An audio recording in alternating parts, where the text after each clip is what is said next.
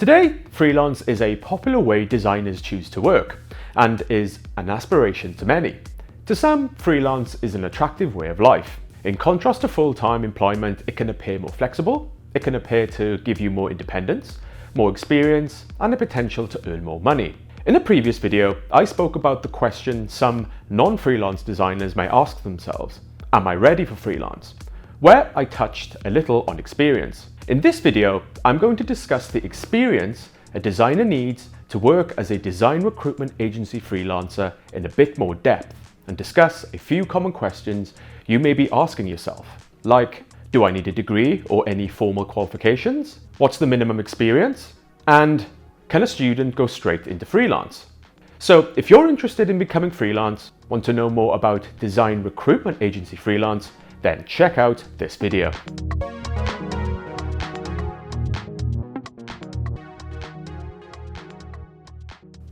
Now, I have been a freelancer for just over 6 years, and it's important to mention that it's been freelance through design recruitment agencies and not solo freelance where I manage my own clients.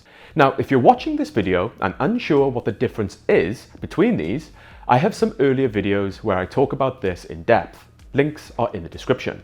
Now, over the years, a lot of aspiring designers have asked me questions regarding DRA freelance. And one of the most popular, and probably one of the most important, is, do I need a degree or any formal qualifications?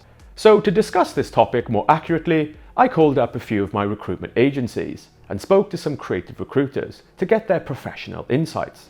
So after speaking with a few agencies, it turns out that you don't need a degree or any formal qualifications to go freelance with recruitment agencies.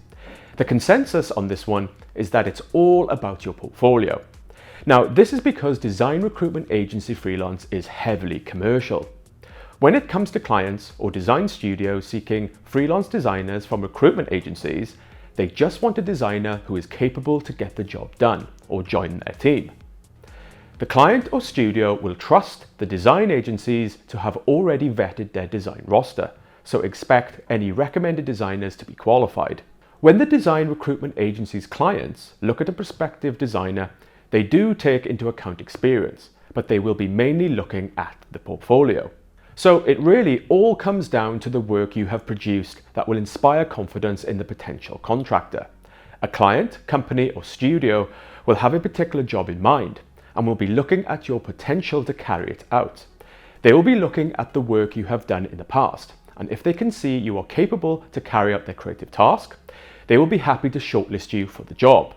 So you could have a degree with the highest qualification, but if your portfolio is not as commercial as perhaps someone without a degree, you will not be shortlisted. Today, a degree does not guarantee you a job.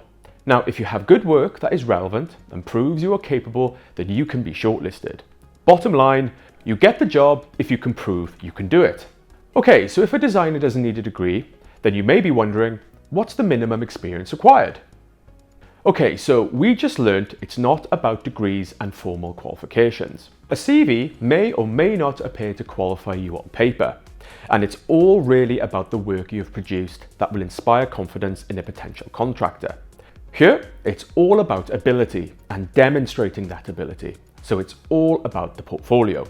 Now, it's recommended that you have a few solid projects in your portfolio to show your ability. Starting out, this could be around 3 to 5. Once you have a few solid projects in your portfolio you feel demonstrate your ability, you can then pursue registering with design recruitment agencies. Now, once you begin the process, you will interview and get honest and genuine feedback, which you can build on going forward. So another question you may be wondering, can a student go straight into freelance? So after chatting to some recruitment agents, the consensus here is that it's recommended that as a beginner, a designer try and find a full-time role to get experience working in a team environment, working with others, working on briefs, taking direction, and undertaking a creative process. Clients and studios hiring contractors from design recruitment agencies will have certain expectations. They will expect the freelancers to have adequate experience working in a commercial environment. A freelancer will need to be able to work under pressure, swiftly to high standard with commercial results. They will want a contractor to hit the ground running and not really be learning on the job. Now, a graduating student will have no prior experience working in a commercial environment, so it could prove a bit of a challenge for a recent postgrad to jump straight into the deep end. So those were some answers to some common questions designers can ask themselves regarding experience before they go freelance. Now, if you have any other questions regarding design agency freelance, be sure to pop them in the comment section below and I'll be sure to get back to you. Okay, so over the past few videos, I have spoken about the qualities, skills and experience you need for design recruitment agency freelance. Now, if you're watching and after all that you feel you have what it takes, you have the qualities, you have the skills, the portfolio and the experience, then you may be thinking, how do I get into it? So in the next video, I'm going to discuss what you will need to prepare for in order to go freelance with design recruitment agencies. So see you in the next video.